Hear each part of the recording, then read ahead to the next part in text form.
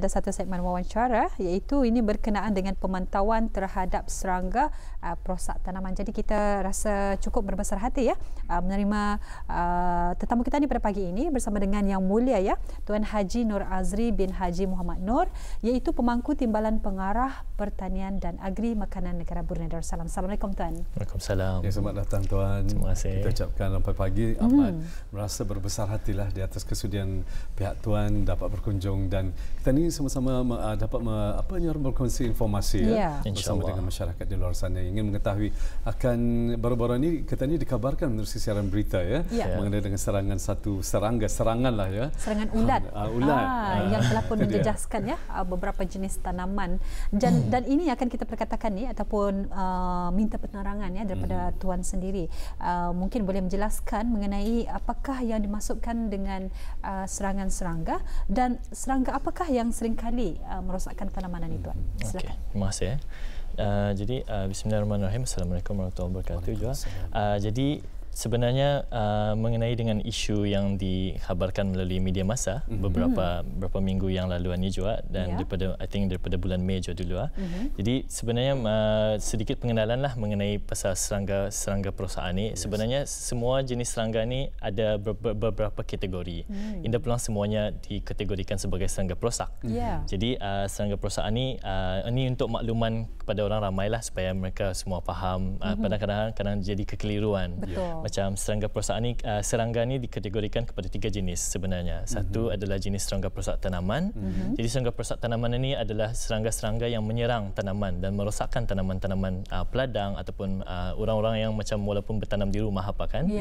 Okey, lepas tu kategori kedua adalah serangga pemangsa semula jadi. Ini serangga-serangga ni adalah serangga-serangga yang kalau daripada pihak jabatan kami menggalar sebagai kawan kepada peladang. Jadi mereka ni adalah jenis-jenis serangga yang memakan serangga-serangga perosak yang merosakkan tanaman itu. Okay. Jadi kategori ketiga adalah serangga yang dikategorikan sebagai serangga neutral. Jadi ini adalah serangga-serangga yang tidak merosakkan tanaman dan juga tidak memakan tanaman itu, tetapi macam dorang ni macam adalah sebagai one of nature's proses lah. Kirakan macam dorang macam kadang-kadang memakan serangga yang sudah mati ataupun tanaman-tanaman yang sudah mati. Jadi dorang kira just in the biological system sajalah. Okey. Jadi untuk menerangkan saja lagi, jadi kita ni berceritakan pasal serangga yang merosakkan tanaman, which is our wawancara, tajuk wawancara kita pada pagi ini lah. Jadi kalau macam serangga perosak tanaman ini adalah jenis-jenis serangga yang kalau macam orang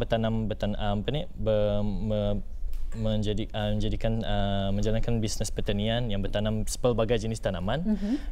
Serangga-serangga perosak ini adalah macam menjadi memang kira secara semula jadinya memang ada di ladang-ladang pertanian, tidak dapat dielakkan lah. Jadi diorang menyebabkan kerosakan. Jadi kadang-kadang macam kalau macam bis kita terlihat ladang-ladang ataupun jenis tanaman yang kena makan daunnya ataupun karing, mengeriting. Jadi itu adalah tanda-tanda perosak yang disebabkan oleh serangga perosak tu. Jadi diorang menyebabkan tanaman itu, kadang-kadang tanaman itu tidak menjadi ataupun ada kerosakan ataupun layu, dan juga kadang-kadang boleh menyebabkan impact penurunan produktivitinya. Okey.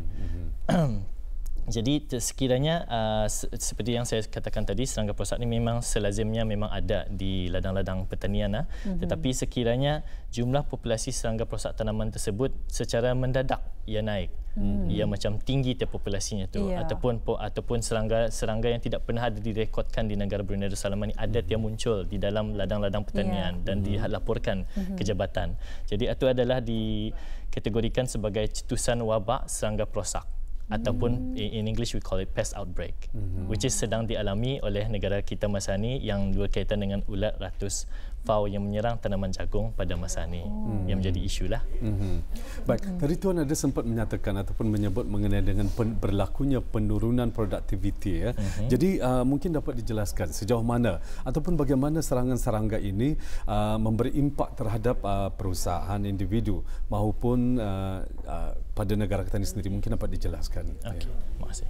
Jadinya sedikit saja pengenalan mengenai ulat ratus fawa ni, FAW lah, which people make it easy to remember, because we have to consider ia punya biologinya daripada segi karakternya. Bagaimana ia boleh menjadikan ia satu faktor yang menyebabkan ia boleh menjadi serangga perosak yang kira menjadi masalah lah, yang dikategorikan sebagai wabak. Salah satu daripadanya ialah kategorinya ni daripada ia peringkatnya, kitar hayatnya ataupun life cycle we call it, daripadanya bertelur sampainya menjadi dewasa, it takes about 1.5 months for it to take that stage. And then sudahnya singkat ya tuan. Yes, very singkat. And then sudahnya sudah menjadi dewasa tu, peringkat dewasa, ia boleh bertelur sebanyak 1,500 biji. Seekornya. Baru seekor tak? Seekor tak? Jadinya, so it can adalah escalate very quick lah. Dan lepas satu jua ia punya because ia indongnya is jenis kupu-kupu. Jadinya ia boleh terbang, and then capacity of it terbang dalam sehari is sejauh 100 kilometers. Jadi yes, so Brunei being small, so it's very easy for it to travel lah. Okay. Jadinya juga disebabkan kenapa Jabatan Pertanian menghiraukan mengenai kehadiran serangga perosakannya yang menyerang tanaman jagung pada masa ini. Ia juga berpotensi untuk menyerang lebih daripada 80 jenis tanaman yang lain. Okay. Bukan jagung sajalah. Bukan jagung sahaja. Tetapi and then juga because of the character, and then ia punya potensi untuk menyerang tanaman-tanaman lain. Jadi Jabatan Pertanian pun mengenal pasti risikonya yang tinggi, di mana ia boleh mengancam security makanan kita ni. Pasalnya ia boleh menjejaskan penghasilan industri padi yang which is sebagai makanan asasi negara kita. Dan juga one of the commodity premium yang sedang Jabatan Pertanian yang sedang peladang-peladang di bawah kawalan Jabatan Pertanian sedang bertanam juga, iaitu muskmelon. Jadi ia boleh menyerang juga tanaman-tanaman so it's very crucial lah these things. Betul. And then juga as I mentioned tadi mengenai penurunan produktiviti itu. Jadi ulat ratus fawa ni boleh merosakkan tanaman sehingga mengakibatkan penurunan hasil daripada 20% ataupun sehingga 100% total loss in the crops. Ya, alhamdulillah. Jadi kita telah mengetahui sedikit sebanyak maksud serangga tadi, bukan semua serangga serangga perosak, juga ada yang membantu sebetulnya tanaman-tanaman, dan juga kita berkongsi tadi mengenai dengan impak terhadap perusahaan, individu maupun negara jika tidak ditangani. Jadi mungkin di kesempatan ini kita akan paparkan video ni untuk Tuan Haji sendiri untuk menerangkan sambil kita menyaksikan video ini sebagai paparan kita ni untuk lebih jelas lagi. Betul. Baik. Silakan. Okay. Ini adalah daripada video-video ini adalah untuk menjelaskan, menunjukkan yang tanaman-tanaman jagung yang telah diserang. Jadi kesan-kesan serangan, kesan-kesan serangannya. Pasal peladang perlu mengetahui macam ada kesan-kesan serangannya daripada ia menyerang buah, ia boleh menyerang buah, ia boleh menyerang pada daunnya seperti yang seperti gambar yang tersebut. Jadi ini tanda-tanda ulat itu ada di tanaman tersebut, ataupun kerana ia meninggalkan kesan-kesannya lah, sama ada kesan gigitannya ataupun orang kira waste produknya, stuff like that lah. Bagaimana jika termakan Tuan, jika termakan akan ulat tersebut? Kalau daripada ia mendatangkan boleh membawa maut ataupun indah pulang, tapi indah pulang orang mau makan je sebenarnya. Andainya termakan jagung yang telah rosak Saya ketarakan sudah dibuka jagung itu. Ia pulang nampak kadang-kadang dari luar, tapi sudah dibuka jagung itu kelihatan rosak, nampak kerosakannya. Jadi ini adalah antara yang telah pun dikongsikan melalui media pada sekitar bulan Mei tahun ini. Jadi bagaimana ni usaha-usaha daripada pihak kerajaan untuk menangani masalah-masalah yang timbul seperti yang kita saksikan sebentar tadi. Okey, jadi salah satu daripada usaha-usaha Jabatan Pertanian dan Agri Makanan setelah mengenal pasti bahawa wabak ini telah terjadi, jadi pihak jabatan telah mengadakan beberapa sesi taklimat, memberikan memberikan mengenai ketersediaan serangga ini sudah ada di Brunei, dan juga disampaikanlah maklumat itu kepada bukan sahaja kepada pengusaha dan peladang, dan juga kepada kaki tangan jabatan. Pasalnya kaki tangan jabatan ini yang terutama sekali yang bertugas di daerah-daerah masing-masing. Betul. Jadi mereka perlu mengenal pasti apa kesan serangannya, macam mana usulnya di ladang. Betul. Jadi senang untuk me-explain lah arah kepada dululah. Yes, jadi baru diberikan kepada peladang-peladang. Dan juga sebagai salah satu daripada usaha jabatan yang kita ketaralah, dan juga ada juga yang consider it as drastic, adalah arahan untuk memusnahkan dan membersihkan tanaman jagung ini daripada ditanam di seluruh negara. Jadi pemusnahan tersebut adalah untuk bertujuan untuk memutuskan kitaran hayat ulat tersebutlah. Jadi supaya macam ulat itu populasinya sentiasa meningkat. Betul. Dan juga kitaran hayatnya terputus. Jadi boleh lagi nyorang, jadi kalau people keep on bertanam jagung itu pada masa ni, jadi guarantee ulat itu akan membiak dan nyorang menyerang tanaman itu juga. Jadinya untuk memutuslah kitaran hayat itu. Baik, kita ingin mengetahui juga, mungkin dapat dijelaskan secara ringkasnya kerana memandangkan masa kita ini dah cukup Tuan ya.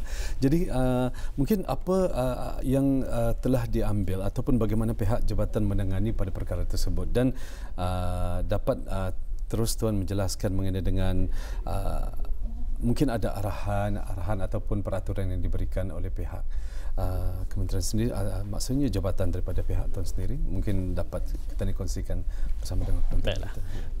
Jadi Jabatan Pertanian memang memohonlah kerjasama daripada orang ramai dan juga peladang-peladang.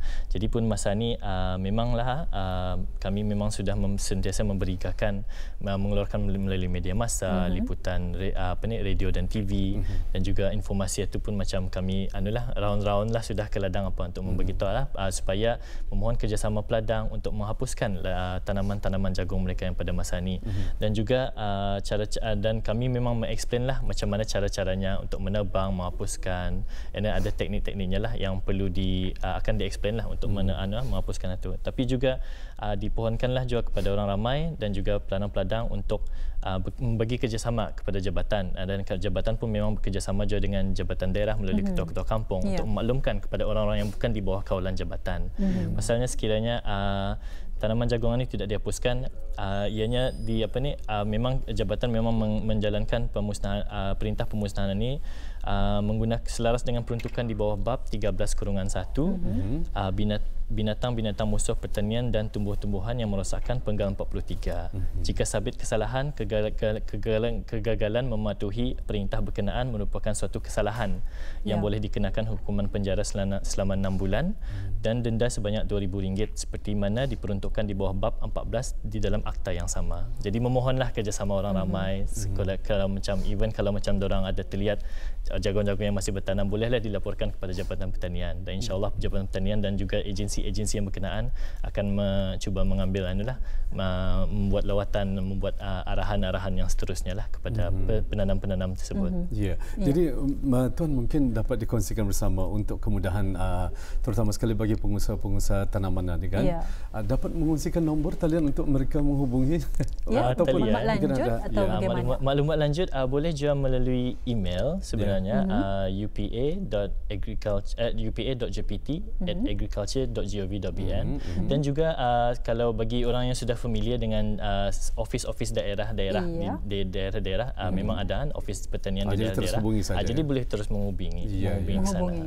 Jadi bis kita yang berhajat untuk mendapatkan mungkin nasihat ataupun mungkin ada saja di antara bis kita yang baru saja berjinak-jinak dalam sebagai pertanian ini mungkin anda tahu untuk menghubungi kepada siapa untuk bertanya mengenai dengan perkara ini. Jadi bis kita boleh merujuk pada seperti yang dinyatakan tadi ke jabatan-jabatan yang telah pun yang diamanatkan untuk